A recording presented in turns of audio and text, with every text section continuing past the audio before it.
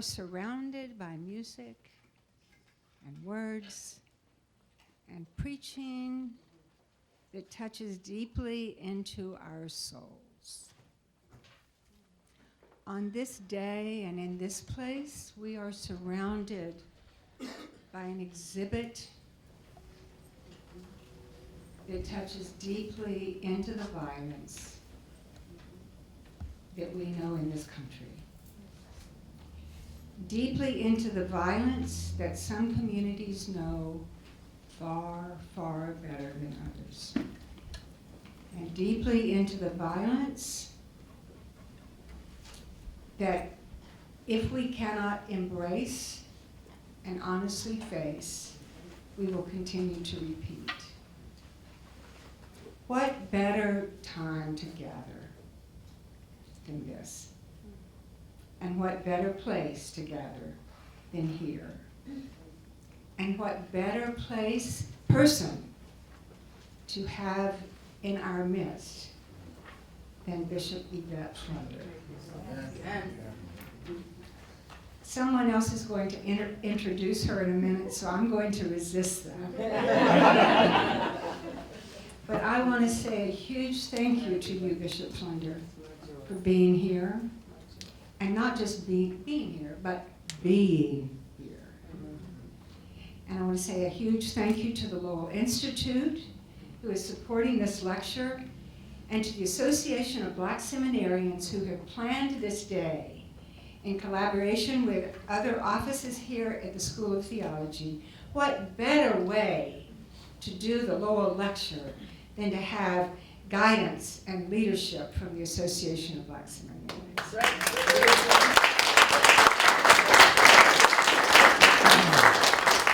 Thank you to all, and B. Thank you so much.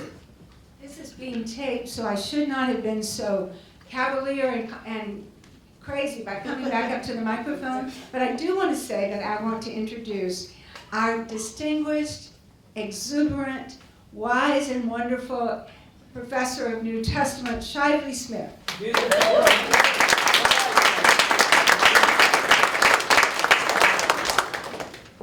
Good afternoon, everyone. I have the delightful task of introducing Bishop Flunder. So I wrote something so I could stay on message.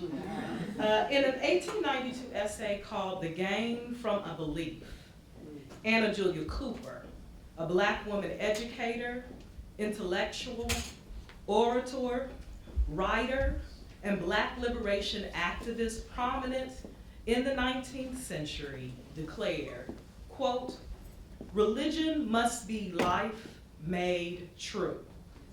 And life is action. Life is growth. Life is development, begun now and ending never. And a life made true cannot confine itself. It must reach out and twine around every pulsing interest within reach of its uplifting tendrils." It is appropriate that I mention Cooper's statement that belief is about a life made true today for our Lowell lecture, as we have the privilege of encountering, listening to, learning from, and being challenged by a life made true in Reverend Dr. Yvette Flunder. I have to read your bio for those who are streaming, and then I'll say a personal note. Reverend Dr. Yvette Flunder, a San Francisco native, has served her call through prophetic action and ministry for justice for over 30 years. This call to blend proclamation, worship, service, and advocacy on behalf of those most marginalized in church and in society led to the founding of the City of Refuge United Church of Christ in 1991. In 2003, Reverend Dr. Flunder was consecrated presiding bishop of the Fellowship of Affirming Ministries, a multi-denominational coalition of over 100 primarily African-American Christian leaders and laity. Reverend Dr. Flunder is on the board of Star King School for the Ministry and DEMOS and has taught at many theological schools. She is a graduate of the Certificate of Ministry and Master of Arts program at PSR and received her Doctor of Ministry from San Francisco Theological Seminary. She is also an award-winning gospel music artist and author of Where the Edge Gathers, a theology of homiletic and radical inclusion. On a personal note, I only recently met Bishop Flunder in person, actually, right when it became public that I was coming here to STH. We were both presenting at the Festival of Homiletics in DC in 2018, and we ended up in space together. While she may not have known me, I knew Bishop Flunder, for she has been a spiritual companion and voice for me long before we met in 2018, face to face.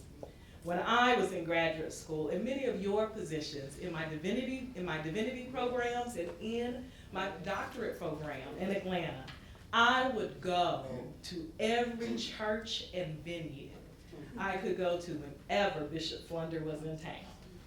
So I would sit among the people as one of many, ready to be challenged, ready to be guided, ready to be reminded of the creative power and calling that was in me. And when she wasn't in town, and I found myself alone in the library carrel wondering, why God me? I would look for her on YouTube. And I could find her. I needed her embodiment. I needed her witness. I needed her proclamation to encourage me in my studies and my vocational work and to remind me that God had not forgotten me.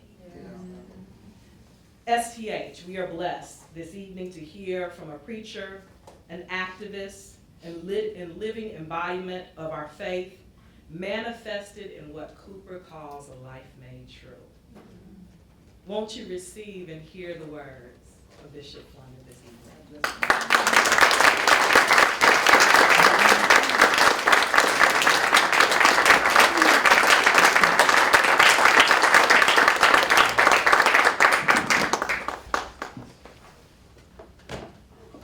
Thank you so very much. I'm going to have to take you with me to go places.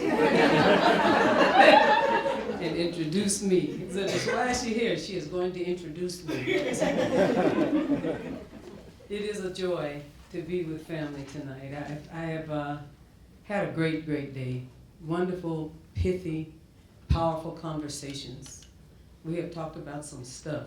We got a chance to worship together. We got a chance to sing together. We've had an opportunity to have meals together. That's about as close to home as I can describe. I have felt an authentic welcome. I know the difference. Hallelujah. And I have honestly felt an authentic welcome. I've been cared for beautifully, and I appreciate it so much. I'll have to find a real good reason, Dean, to come back. We'll have to have a chat and have an opportunity to share. I have been working for a number of years to talk about addressing and having conversation about co-creating the kingdom of God on earth, and our obligation and responsibility to do that. I first had to address what our eschatology taught us. I'm a Pentecostal in recovery to some degree. And I say that not because I have an abundant bunch of issues with being a Pentecostal. I claim and declare that I am a Pentecostal. But I'm in recovery from a few things, one of which was a very burdened eschatology. We spent most of our time getting ready for Jesus to come. A lot of us did not vote. We did not spend a great deal of time doing justice work in the earth, for all intents and purposes, we were just waiting any day, at least by Friday of this week. Jesus will be coming back, and all of our work was very insular, a fundamentalist from the standpoint of feeling that other people who were not as concerned as we were about the second coming somehow had missed God. We were a part of the black arm of that, different from the more white arm of that, where the movies were being done. Satan is Alive and Well, Planet Earth, and the late great Planet Earth, and you all know the series. You've seen the apocalyptic series, and this was during rapture season, rapture time. So we knew that there was a predominantly white concept about it, but then there was a predominantly black concept about it, and the predominantly black concept included the fact that a lot of white people weren't going to make it either because of some of the things they had done to us. And so the rapture was the great equalizer. Can't do anything about you on earth, but honey, I'm telling you that Jesus is coming back, and boy, is he pissed. That was the basic concept for what it is. And so dealing with the eschatology that was associated with that and the underpinning of that eschatology, which was to give power and credence to a people who often felt defeated and often felt oppressed, that God was going to be the great equalizer in the apocalypse, was in so many ways the way I was born and raised. That was the environment. So I've done some work around that, and I'll say more when I'm blessed to come back, but I wanted to use this as a preface for some of the other areas where I've also had to do some reconciling in my spirit, in my theology. And this was even before I started going through theological education. And before I decided to work toward degrees of any of that, I had an unsettling in my spirit. And it began there. And then it moved to conversations about oppressive theologies and trying to reconcile oppressive theologies that one sin will put you out theology. And how important it was to find God the liberator and to become engaged and involved in active liberation theologies meant that we had to understand our role and responsibility to do the work, to get to the places of freedom, to do justice work. And let me just say that within me has always been a concomitant stream. There is within me the culture of the Pentecostal church, the Methodist church, the sort of southern brand of Pentecostal church. I think you understand me. And there's also the stream of justice warrior and the responsibility that we have to encourage the kingdom of God to come on earth as it is in heaven. That we need to spend less time trying to go and trying to see if we can fix what it is that we are given, our assignment essentially that's given from the divine. But inside of me, there's always been these concomitant streams. There's a stream that say my UCC self or my justice self or my Poor People's Campaign self thinks that my Pentecostal self needs to get a clue as to what time it is. My Pentecostal self thinks that my justice self needs to be saved and filled with the Holy Ghost. If you understand it, ask somebody, they'll share it. Yeah. And they have not left altogether. But my truth is, when they converge, hallelujah, had a moment, had a Pentecostal moment. When they converge, something powerful happens. Something powerful, being a spirit-filled justice warrior is a wonderful and incredible reality, because then it makes us revisit some of the realities that we have experienced and seek to change them. And so I wanted to take a deep dive when I got beyond the conversations about eschatology and got beyond the conversations about liberation theology and started to get married inside. I said, so what are we going to do about eros? What are we going to do about the often discussed conversation about human sexuality and intimacy that we have such a difficult time having in and around church and faith? Not because we aren't constantly talking about it in some way, just constantly, perpetually talking about it. And I don't know your experience, but the way that I was raised is when people said you need to be saved from sin, the first sin that entered into the mind had to be eros. It had to be something that had to do with sexuality and sex. And I might also say that what I found, here's my reality, is that repression leads to obsession. I'm just saying. For all the people at home. Repression leads to obsession. And so I know a great deal about obsession in and around faith. And it was always an oxymoron to me because the people who talk the most about what we ought not do it, you understand, found themselves so deeply engaged in it. And the activity and the vitality of the closets just amazed me coming along as a young person trying to reconcile that. And I suspect it because it happened to me that way. It also happened to some of you. But it seems to be the thing about which we cannot talk.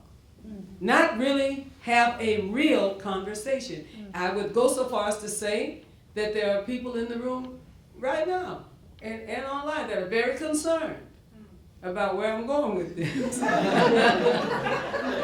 I'm going to welcome you on the journey with me because it's such a big deal right now.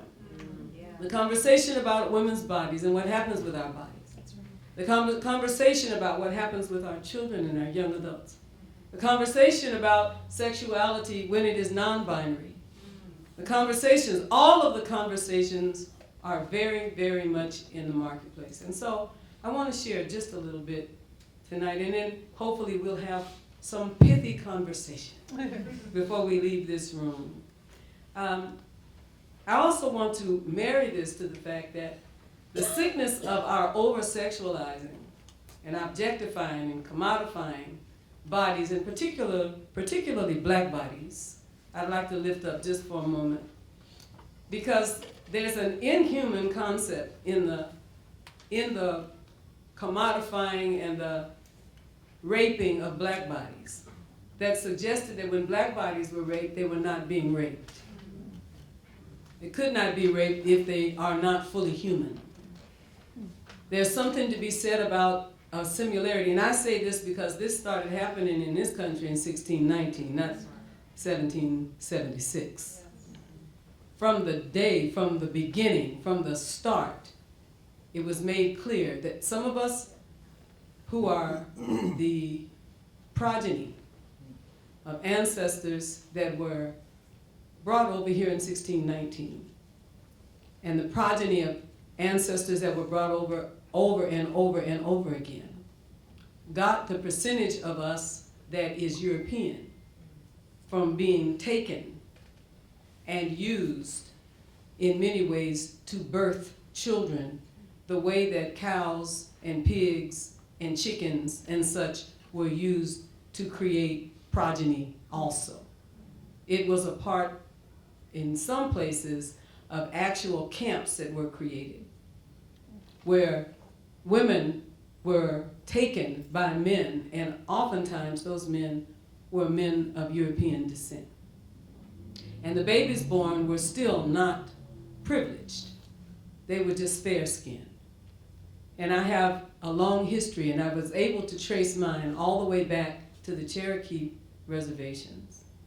And I have some fair-skinned folks. And so when I did my DNA, I found out that I'm part Native American, but I'm also a substantial percentage Irish, which I find provocative.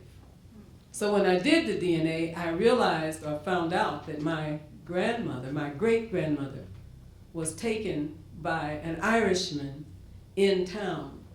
And when she was pregnant, he left. When he left, she went back to her husband, because I want to say again, she was taken. She went back to her husband, but she had to deal with the disdain of having a gray-eyed, coal black hair baby boy with pink feet. That's the way he was described, because of what happened. And so the commodification, or the commodifying of black bodies was an active part of the slave trade. a very active part, not just for proliferating black bodies, but also because we were seriously over-sexualized during that time period. And I want to say that because it is, for me, the beginning of what we have to go back to understand, in some ways, why we are so confused and struggle so much around the conversation of Eros. In some ways, is how it came to us. How it was somehow taught to us. How we were forced into situations and demeaned and diminished by having our bodies taken. Taken sexually, taken as animals almost in labor, taken as people who were substandard spiritually, taken by catechisms that said because we were not fully human, certain things that happened to us could not be sinful and before God. And I want to lay that foundation first to sort of give you an understanding of why I think it is time for us to talk about Eros. And to be having a grown folks conversation, right? So, let me say this. Black bodies, the sickness of over-sexualizing and objectifying black bodies. Women's bodies, the sickness of over-sexualizing and abusing women's bodies. Children's bodies, the sickness of over-sexualizing and abusing children and young adults is an active reality in and around religion. That's not new news to us. We read it in the newspapers, we see it on television. We try to get past the conversation as quickly as we can and move on to something else. Just something else, anything else, except to deal with this. But some may wonder, after almost 40 years of pastoring now, why I've chosen to speak openly and publicly about some of the essential aspects of both my experiential, theological, and spiritual evolution regarding human intimacy and sexuality. The spate of intimacy and sexual orientation-related teen suicides has moved me to say something openly about this reality. The failure of conversion and reparative therapy has moved me to speak openly about this reality. The ever-present and often Catholic church closets has moved me to speak openly about this. And it's certainly not just Catholic closets. There's a whole lot I can say about closets. But it has moved me to speak openly about this. The recent television documentaries unveiling sex scandals among the Jehovah's Witnesses, the Amish, and the seemingly inevitable split in the United Methodist Church has moved me to speak openly about human sexuality. If human sexuality can divide one of the largest denominations in the United States and its folks abroad, somehow or other we've got to begin and or continue to have some conversations about human sexuality. Yes. I got that right? Yes. And we should not be afraid. Because as soon as we begin to talk about it, we get a little nervous, we hit a tick. Which also suggests that we need to have some conversations about human sexuality. We got the Jeffrey Epsteins, we got the Bill Cosbys, we got the Harvey Weinsteins, we got the R. Kellys, and we have the occupant of the White House. And our truth is, all of this negativity and pain suggests that it is time for an open and grown folks, honest, sex and intimacy positive conversation, particularly among people of faith. I use the term sex and intimacy positive conversation or sexual and intimacy orientation as definitions for the practice of Eros.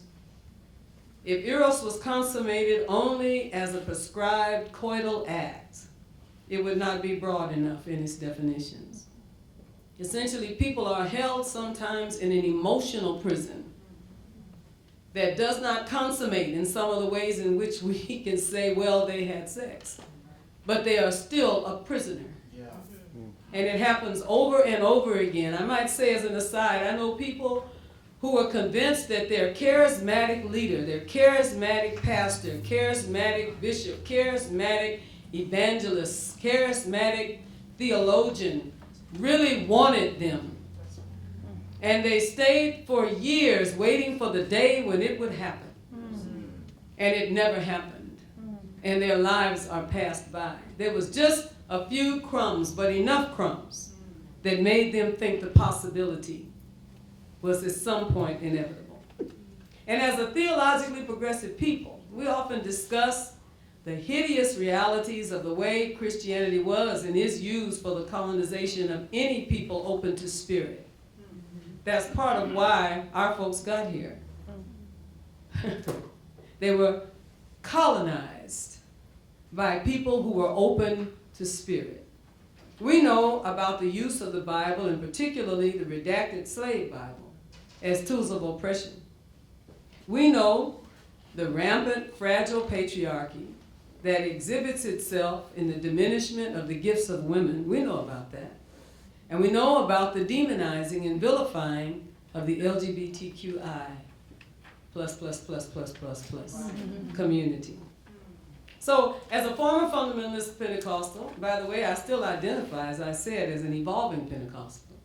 I am a spirit-filled woman, without fear of how that reality or testimony is understood. And in some of my theologically progressive settings, I'm problematic because there's a pejorative assumption attached to my being Pentecostal. Do you understand what I'm saying? That's why I talk about it so much. I still speak in tongues. It has not changed. Hallelujah. It is the culture that raised me. And never, for the sake of acceptance, will I deny the authenticity of my experience. I was, however, raised believing that the eschatology of a suffering people who saw heaven as our only way and the only way out of our brokenness and the only way that we could be healed and the only thing that was our great equalizer had some difficulty with really seeing clearly what it means to live on earth. Is that all right? Yeah. This poor eschatology, sadly, believed we had no responsibility for the planet and that our perpetually pissed off God was coming to destroy this beautiful planet very soon. That was the way we believed it.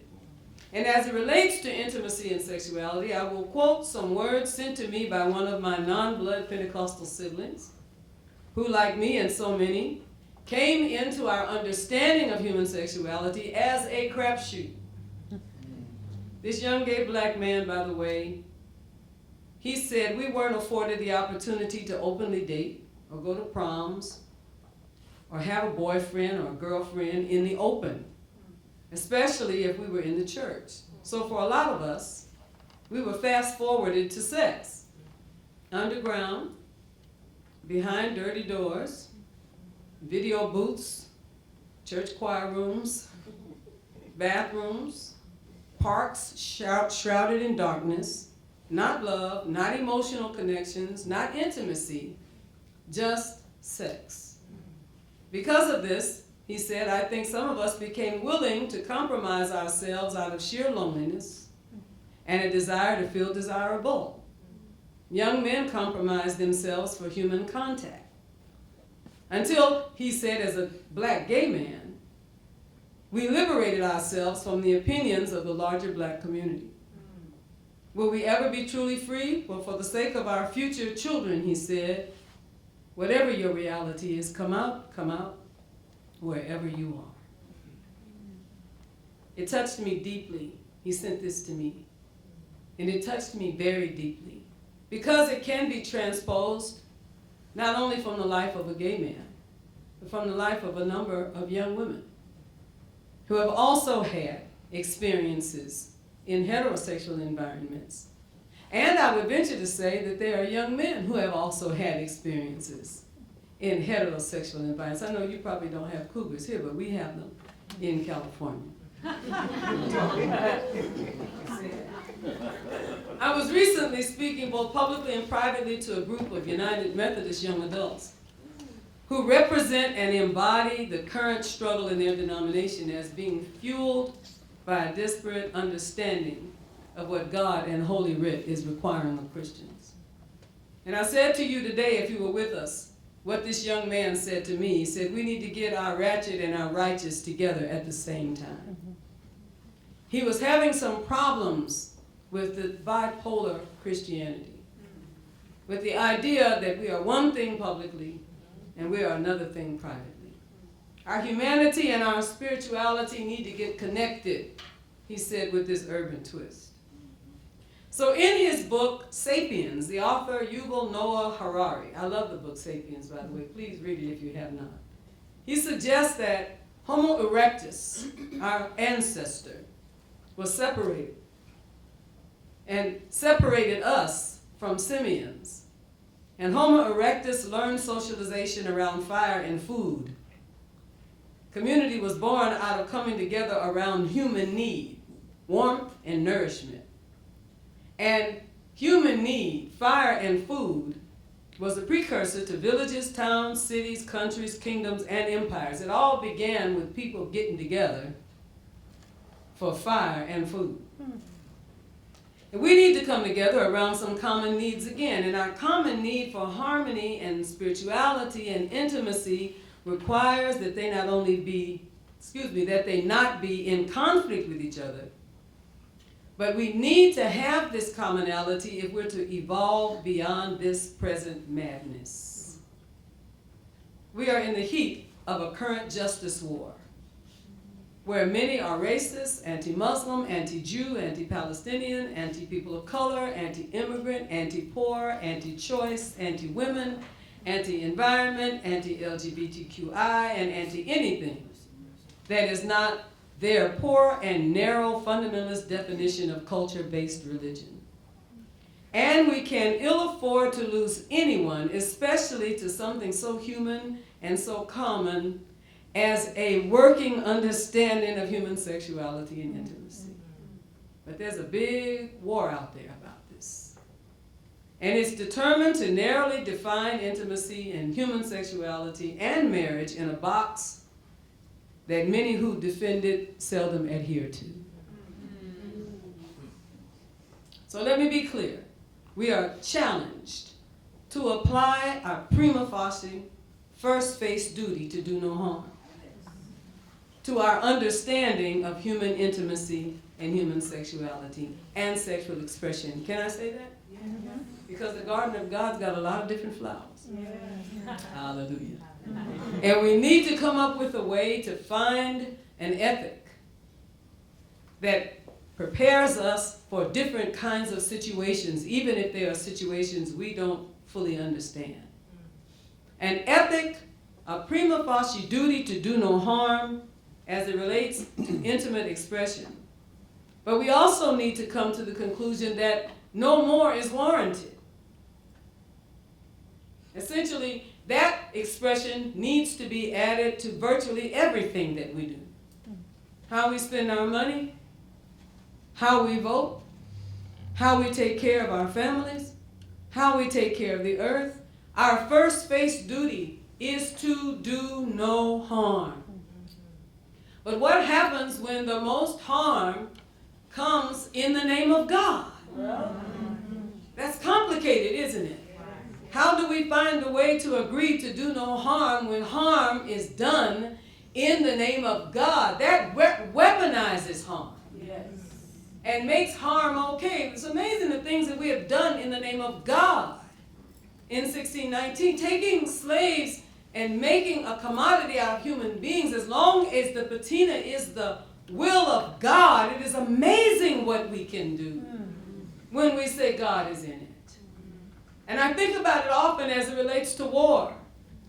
When people who are opposed to one another, so that Christian mothers and Muslim mothers are praying to God. God by a different name is still God. They are praying to God that their children will come home, and the imams and the priests and the pastors are praying over the armies, that their armies will live and they're going to fight. And they think that the understanding that they have of God will make their army win, and they think that their understanding of God will make their army win, and they're both talking to God and asking God to empower the armies to kill one another in the name of God, praying to God. And I wonder, when I think about it, does God hear the prayer of a Christian mother for her child to come home alive more than God hears the prayer of a Muslim mother?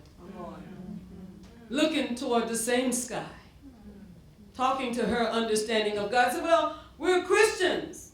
I said, well, yes, I'm unapologetically Christian.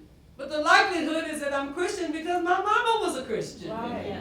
And my daddy was a Christian. Is that all right? Had I been born in Islamabad, I'd be Muslima. I'd be a Muslim woman. More than likely, I would have been affected by the culture and the religion of the people that I hold dear. That's right. Yeah, that's right. And that's our reality. In Dr. Miguel A. de la Torre's book, A Lily Among the Thorns, he suggested we adopt an ethic for human sexuality derived truly from liberation theology.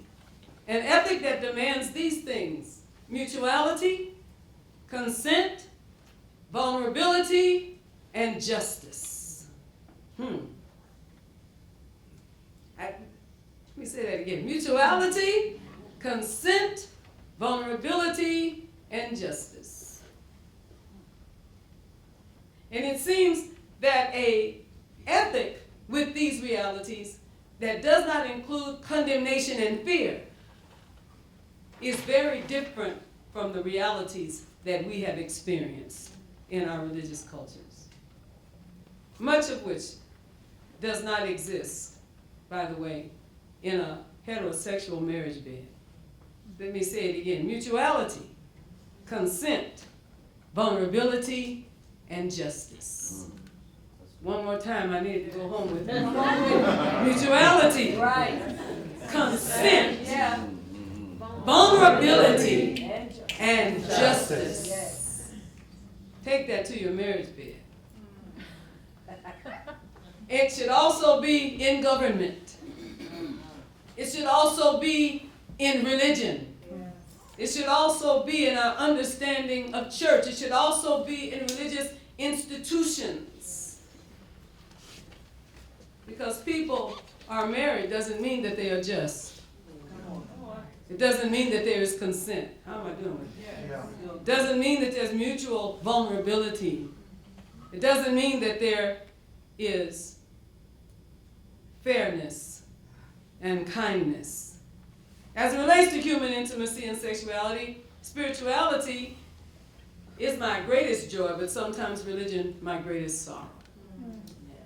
If our God view of intimacy begins with fear and condemnation and oppression, we will spend our lives defending these positions, by the way, these negative positions. Even if we cannot live up to them, we will defend them. I know people who do some dastardly things on Friday and Saturday, and they rush to church on Sunday for cleansing, to be in the company of people who believe everything they did on Friday and Saturday was wrong, and that somehow or other you get a restart, you understand, if you go to church for a cleansing. I know people that attend organizations that condemn everything that they are, but they go back anyway because it's a form of penance. I think you hear what I'm saying. Defending these positions, even if we cannot live up to them, or perhaps we will spend our lives in self-hatred, engaging in intimacy while under the cloud of fear and condemnation. And I say this again as a person of African descent, because when things are added, and then more things are added, and then more things are added, pretty soon the weight becomes almost impossible to bear.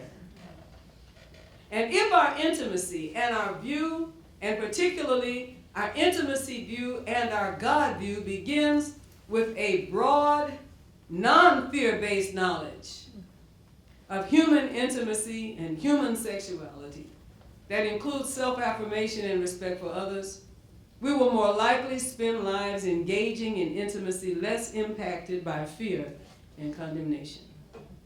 This is particularly true for people of color, particularly true for people of African descent of color, because there remains in us some vestiges of how we came into this, what happened to us in this country. A raped people, raped of body, raped of land, raped of citizenship, over and over again. When those raped people want to become strong, sometimes they will then mock the ways of the rapist.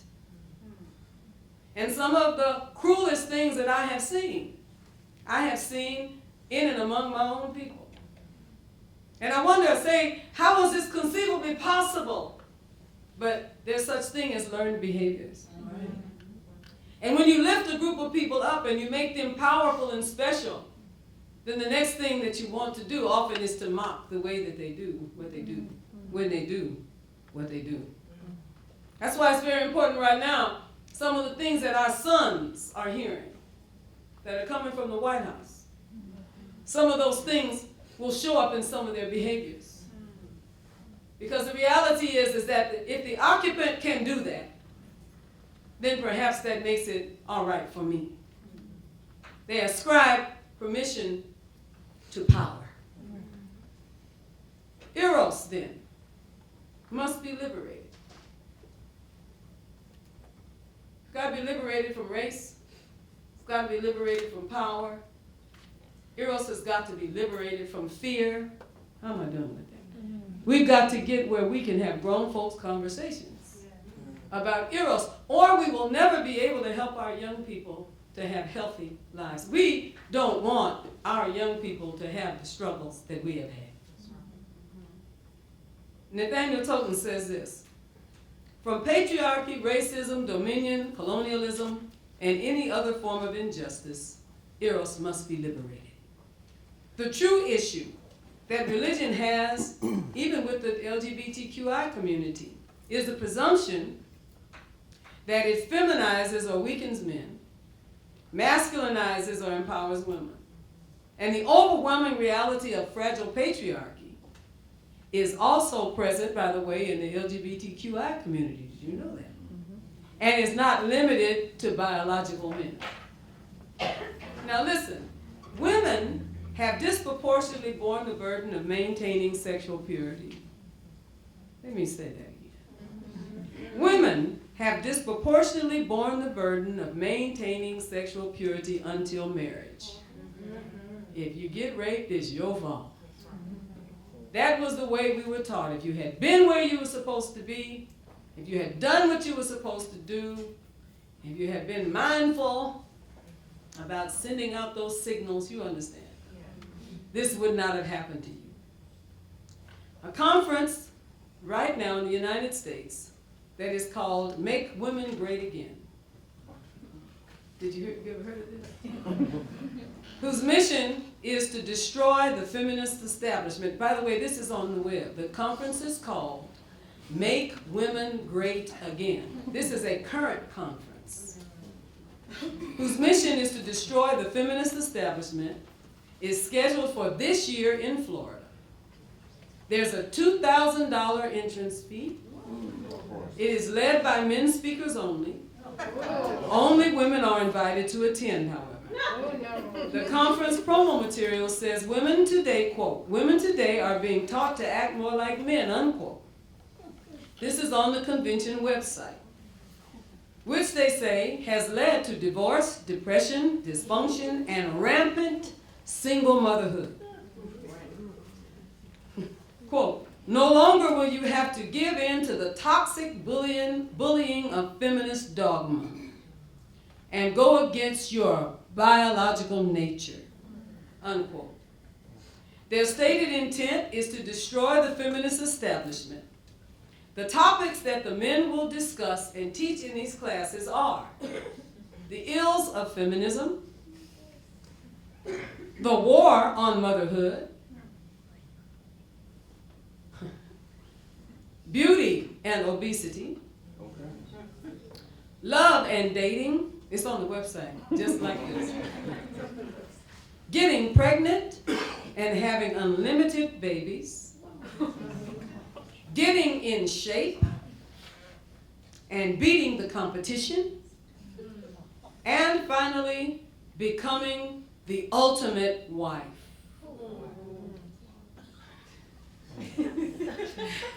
$2,000. Need to let that sit there just for a minute. $2,000. Emotional, physical, and spiritual abuse often occurs in relationships that have the support of a theologically narrow form of religious and cultural acceptance and affirmation. Religious culture, just like it is dangerous in terms of commodifying black bodies, in terms of commodifying different countries and lands, certain knowledge and culture. Religion is dangerous when it requires uniformity. If you don't take anything else home that I say tonight. The most dangerous reality of this current understanding of religion, and in fact, I would go so far as to say it has probably been the most dangerous reality of religion in its history, is the demand, the requirement for uniformity in clothing, in understandings of intimacy, in where it can take place. In religion is often and historically dangerous to inclusion and is terrified of what it does not understand and is not accustomed to. What are you people doing? Why are you doing that? That is not how we do it. And sometimes it is a violent reaction. But there are other times when it is more subtle. When in our minds and thoughts we think of one another as substandard. Come on. And we almost have pity. God bless your heart. That's not the way Jesus would have us baptized. God bless your little heart. That's not the way that the music should be in worship. God bless your heart. You all are just too loud. God bless your heart. And we'll get together for the annual interfaith service, where we only have to suffer for about an hour and a half, putting up with those people who don't have the heart of God in the ways in which we have the heart of God. Intimacy and uninformed human sexuality is also one of those realities around which we disagree. And it is true. Let me just make an aside. One of the things that always caught my attention is when I see a group of religious people together and I wonder who they are, I always look at the women. Because the women usually carry the responsibility, come on, to let people know who we are. I see a group of people, I say, oh, they're Muslims. See a group of people, I say, they're Baptists, trust me. They're not just Baptists, they're uptown Baptists. Not to be confused with regular Baptists. Or I look at a group of women and I say, oh, they are Pentecostals, oneness Pentecostals. Oh, you'd have to know. I look at a group of women, I say they are Trinitarian Pentecostals. Why? How do I know? Because of the way in which women are burdened to wear the clothing, come on, that differentiates one group from another. They are Muslims, they are Muslims. I can look at them and tell who they are. The responsibility tends to fall to the women, right? Most of us who were introduced to intimacy in culturally religious environments were introduced poorly. You don't have to say amen. I know we were introduced poorly. Particularly if we were part of a religious community or a family that was under threat by religion to conform and to perform according to the understandings of our faith group. An intimacy uninformed person, an intimacy uninformed train out of the station can be both dangerous and vulnerable. Yet we don't really have a mechanism to help people to understand that conversation just really doesn't happen in many of our circles. The only conversation is don't. until you do. You do that again. Don't until you do. And when you do, you shouldn't have. That was good what I said. You shouldn't have. It's very confusing for young people. It was confusing for us. I remember when I married according to what the church told me to do. And I remember, can I tell the truth? Yeah. I remember when I got married, and I remember the first night after the wedding, and I remember waking up in the morning saying, "Are you serious?"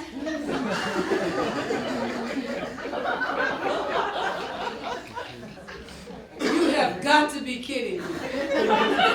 All of my young adult life, really, honestly, I waited all this time for this. What's wrong? I must have missed something. I took a wrong turn. Come on now. Now, something happened. And it's over, we're done. Everything's finished. Thanks, you want to say thanks? I don't have anything to rejoice in.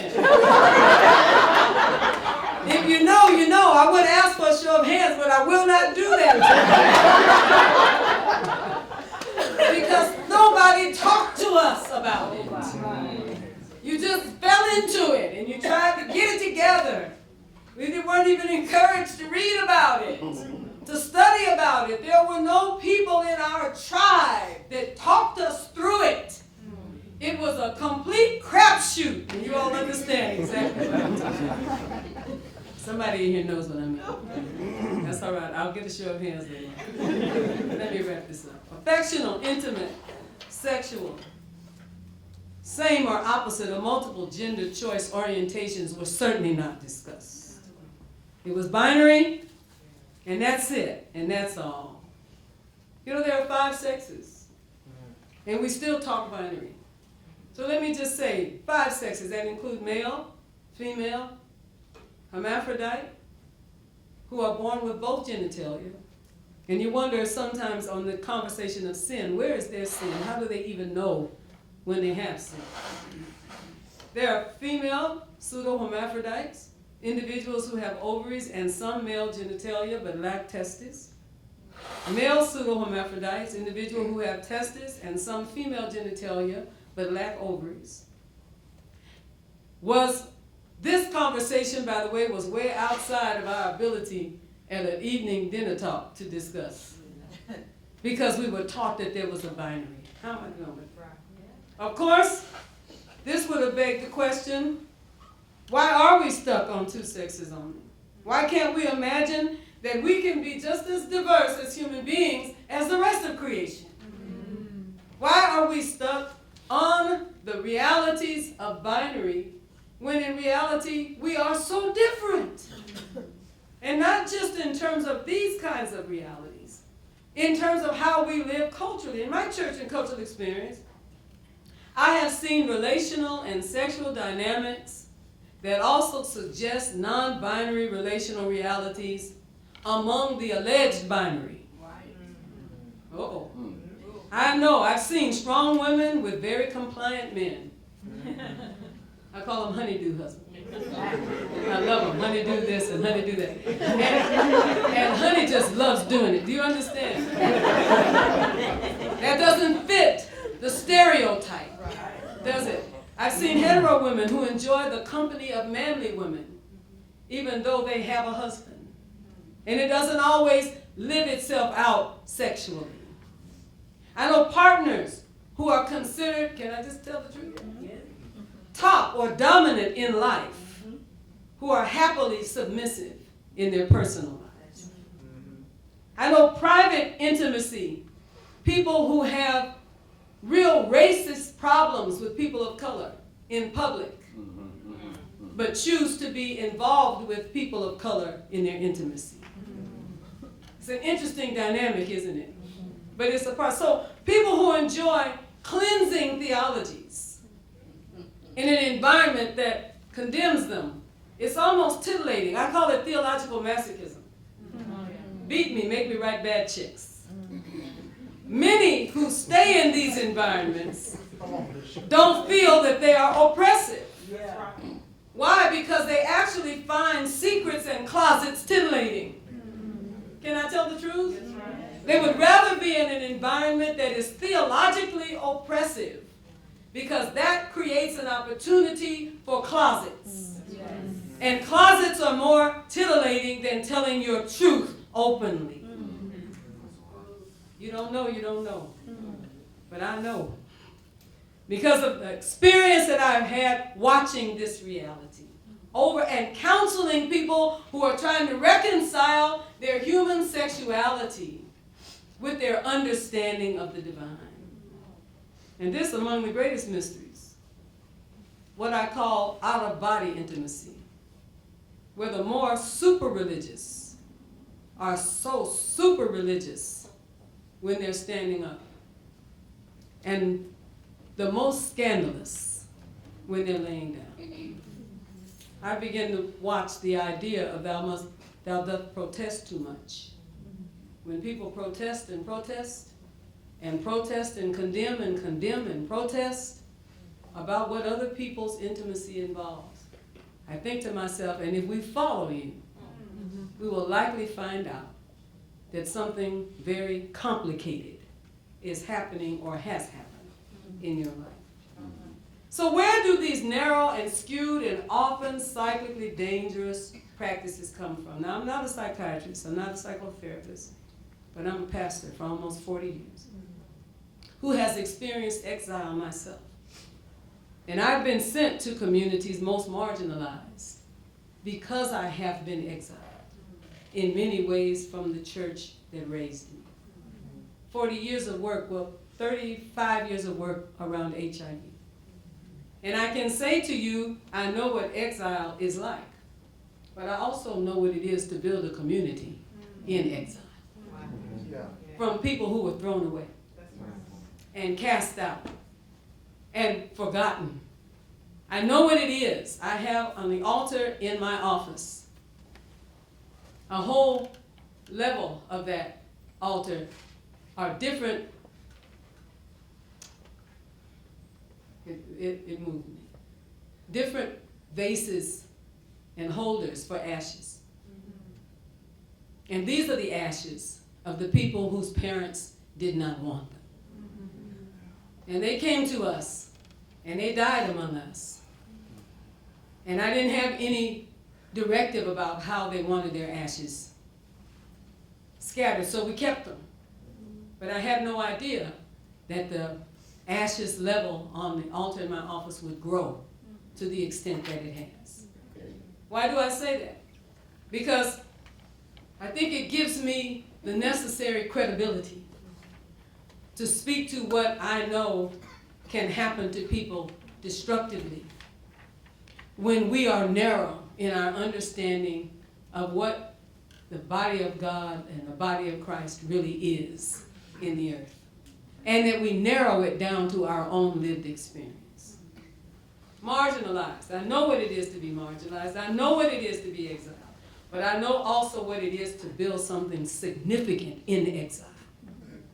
Such that now when people have children, they have young people, and they don't know how to talk to them about stuff, guess what they do? They call me. Say, I need you to talk to my son, I need you to talk to my daughter, I need you to talk to them, because we're very concerned. Very concerned. And I, like many, am in recovery from bad theology and the theological culture that was spawned by it. Not just from my ancestors, but from the Apostle Paul's too. I'm concerned about his theology. Can I just say for a minute? Yes. He had issues with his flesh. And his issues became our issues. Christianity quotes him more than we quote anyone. And remember, Jesus didn't write anything. Paul did the writing, and some other folks did the writing, but he wrote most of it. And we quote him all the time, but we are often not able to understand his anguish. And I say that because now when I read the writings of a young man who was having some real difficulty reconciling his love for himself and his love for God. We simply don't respect the limited opportunity for expansive thought, by the way, when we read him sometime. And we have allowed growth in every other area, but I think I was able to watch Paul grow. I like how he was when he got to Galatia. How am I doing with that? Yeah. I like how he was. Hallelujah. It is for freedom that Christ has made us free. That's it. You know, in Christ we are neither male nor female, Jew nor Greek, bond nor free. There's something happened, but chronologically he was way down the line. But we read him in his first struggles as though that's where he was all of his life, and that's where we all have to be. What's this self-hatred? I hate myself. I despise myself. And I was reading him one day and I said, let me tell you something, Paul. I'm almost 65 years old. It took me my whole life to learn to love myself properly. I'm telling you straight out, I don't care what you said. I'm not buying into self-hatred no matter what. It is not going to happen to me.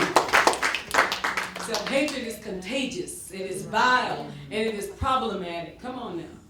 Because when you self-hate, you have to find somebody less than you for you to feel good about yourself. I said, no, Paul, if you had been a member of my church, I would have sent you for counseling. I'm going to end with this. I am in recovery, my beloved, from the sin of self-hatred and self-loathing. And I'm in a community of people that I spend an enormous amount of time helping them to love themselves, to affirm themselves, and to be their best and highest selves.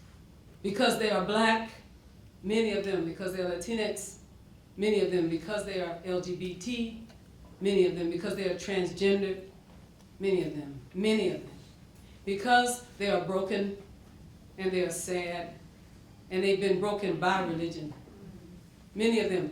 And I spend my time with them because I know that road. I understand that path.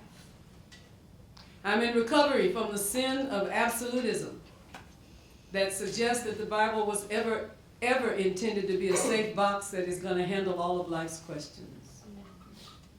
And the truth is, if it does not, for people who are biblical literalists among us, they will find something as close to what they want to say in there as possible.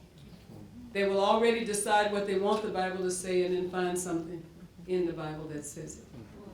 I also call this the sin of lazy colonized theology. Right. LCT trifling is what I call it.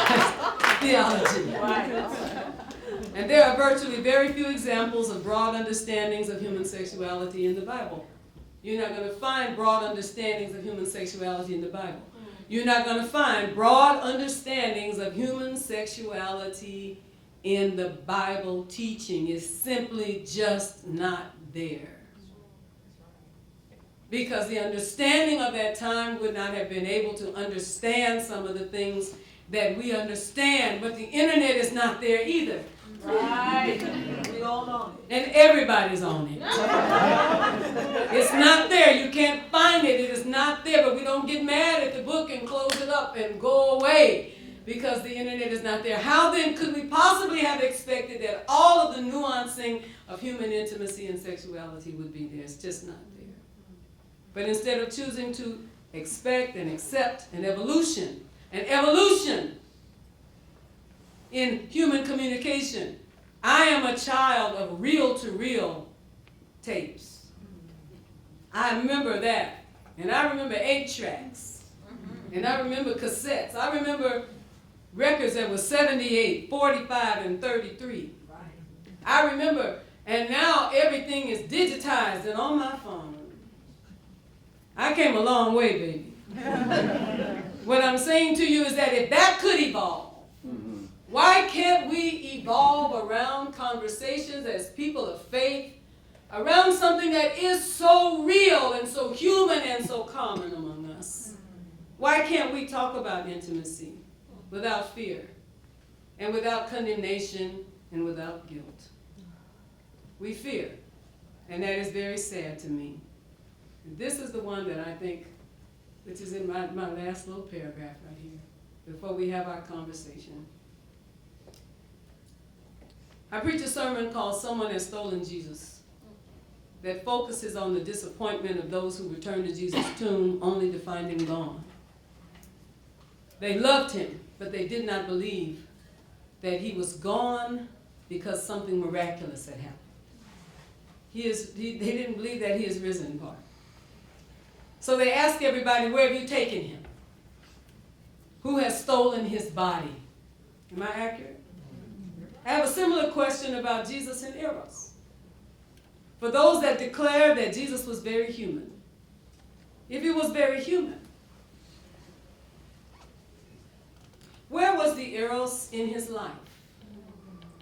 Why couldn't he have had this most basic human experience and expression? He got angry. He loved his mother. He ate and drank wine. I know you don't want it. You want it to be grape juice. It was not. I know that's what you want. It was wine. How am I doing with that? It was wine. Because everybody said that he and his crowd were wine bibbers. Come on now. It was his, come on. It was wine. He cared for the disadvantaged. He loved children. He spoke truth to power. He was taken and killed by religion and empire. Why didn't he have intimacy? Why couldn't he have intimacy? Why is the thought of him having intimacy something that almost scares us to death? And then so, how does that live in us? How will we approach it? How do we feel about it if it was so horrible that this Holy One, though he was fully human, it was kept from him? How do we feel about it? I'll tell you how we felt about it. They told me when I was a child coming along, my mind belongs to God. Yeah. Hallelujah. My mouth speaks forth the things of God. My heart belongs to God. Out of my belly flows rivers of living water. And then we skip down. My knees bow before God. My feet walk before God. And then we come back and say my whole body belongs to God. So, but wait a minute. What about the things between your navel and your knees? Didn't God make those things? And if I am made by the hand of God and I am altogether beautiful, then that part is altogether beautiful also. That's right. Everything I have is good. All my stuff. I need you to hear me when I say God made all my stuff, and all my stuff is good stuff. There are not things that should be left out and called profane because they are just important as the rest of my stuff. God didn't cut me up in pieces like that and say part of me is not holy, not right, not love, not fashion. Come on, talk to me. By the hand of God. And it was calling those things profane that made the writers, the historians, keep that reality from even being a possibility in the life of Jesus. And anyone who does not have something happen with our reality of human intimacy is not fully human. Stop saying it if you don't believe it. Not fully human. The ministry of Jesus was to show us how to reconcile our humanity to God, not to make our humanity deficient. Hallelujah. Hallelujah. Hallelujah. If Jesus was not fully human, how can we follow his example? Fully human. Buddha had a wife. Muhammad had 13.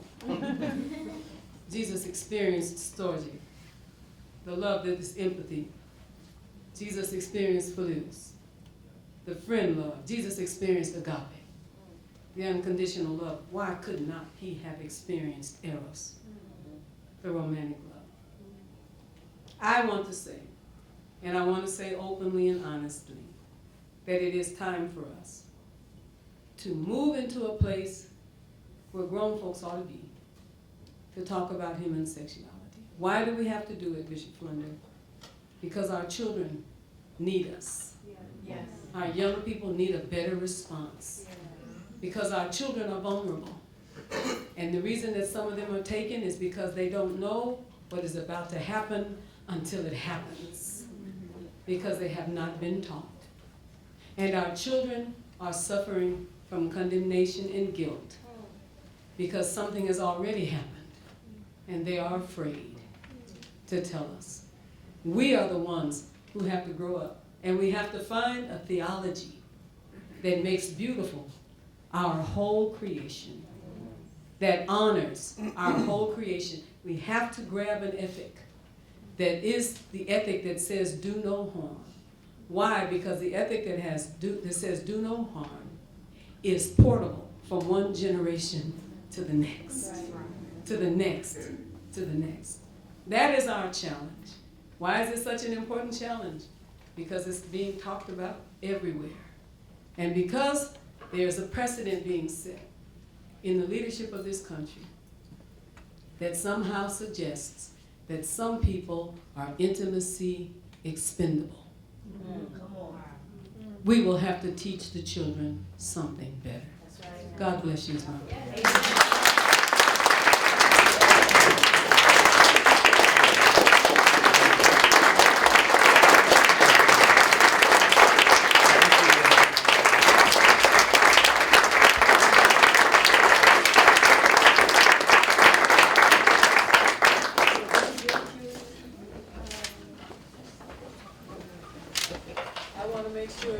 I wanted to find out if you do have an opportunity for a Q&A. I'd love to be able to do that for a moment if we can. Want to get back here? Yeah, we're gonna take it off. This one? They'll pass that one and you use that one. Okay, I get this one. Great. And you can get that one. Thank you. Questions, comments, anyone? Yes.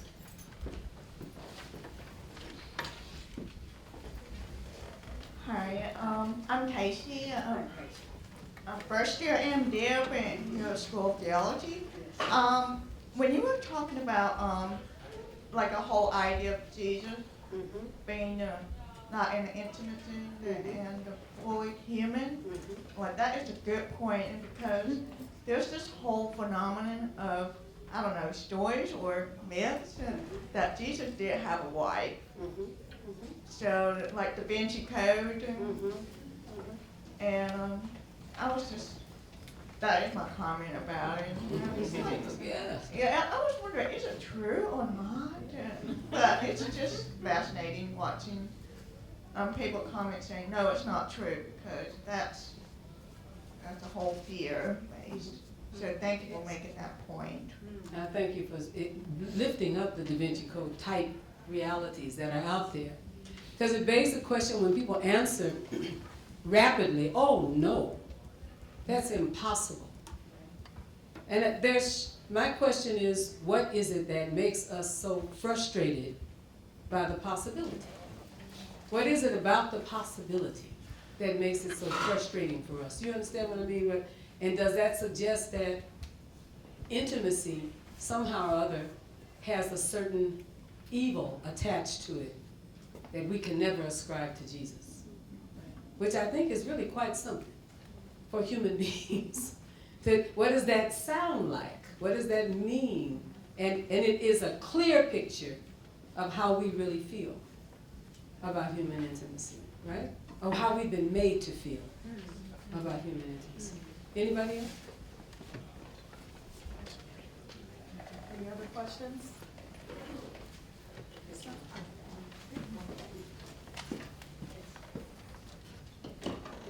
There are so many years of Jesus' life that we are not told anything about, Absolutely. including his teenage years.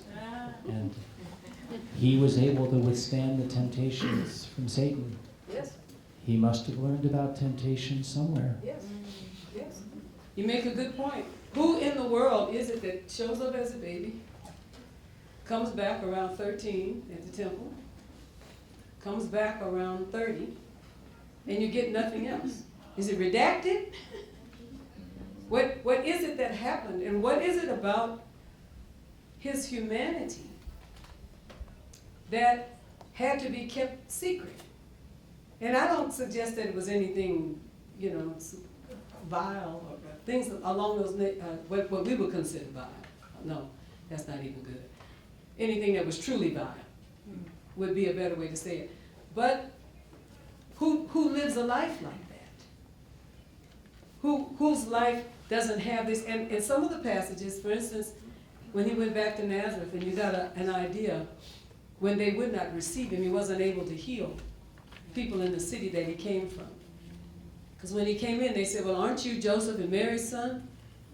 Then they called the name of his brothers. Aren't you? They called the name of his 4 brothers. And sisters. The sisters didn't get any names, of course, but the brothers did get names, right?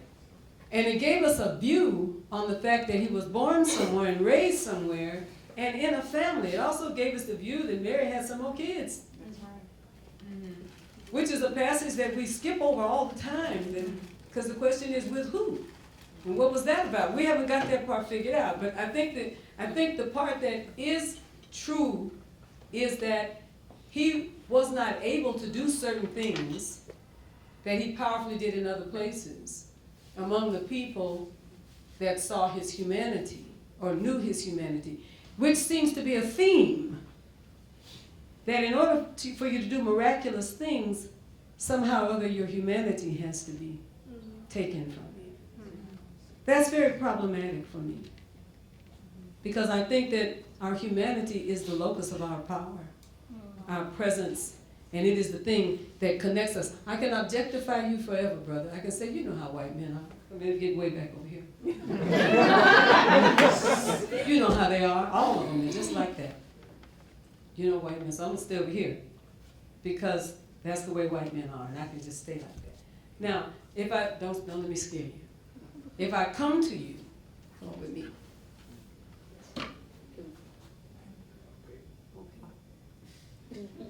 You're going to be all right. Okay. And I touch you, and your humanity and my humanity touches. The first thing that I feel is I can feel your heartbeat, and you can feel mine. And that's the locus of our connection, even our brief connection. I'm sorry. But what happens is our humanity is a part of our divinity. 2 times in the text that the voice of God said, this is my beloved in whom I'm well pleased. One is John's baptism, right? Jesus in his underwear. That's where I look at it. The other was on the Mount of Transfiguration, where he was his most radiant self. In the water in his underwear with his cousin on the Mount of Transfiguration, and God says the same thing. I am well pleased. This is my beloved in whom I am well pleased. I believe God honors our humanity in the same way that God honors our divinity. We've got to do something about the fact that we have made wicked our humanity. And we act like we're walking around here in divinity. I'm saying this to you. Your humanity is loved and known by God. Yes. All of your humanity is loved, embraced, and known by God. We don't have to lie. We don't have to live a lie. We don't have to present a lie. You can bring your whole package, and your whole self is known and loved by God. Yes. Got somebody's hand back here. We had time? So we're going to actually invite everyone. So I have a little bit. We are moving this upstairs to room 325, where we get to have a little bit more space to engage you. A couple of announcements about that. We want to stand next to the picture. We want to thank the Lowell Institute for hosting this event and for their sponsorship. We're so grateful. We want to invite you, before you move upstairs with us, to continue the engagement, to fill out the evaluation forms in your chair, and please leave them there. Is that okay to leave them in the seat? So please fill them out, and then please join us in 325 for further engagement. There's refreshments as well. Right. Let's be refreshed. Let's be refreshed as we continue this conversation in this community. Thank you for taking the time. God bless.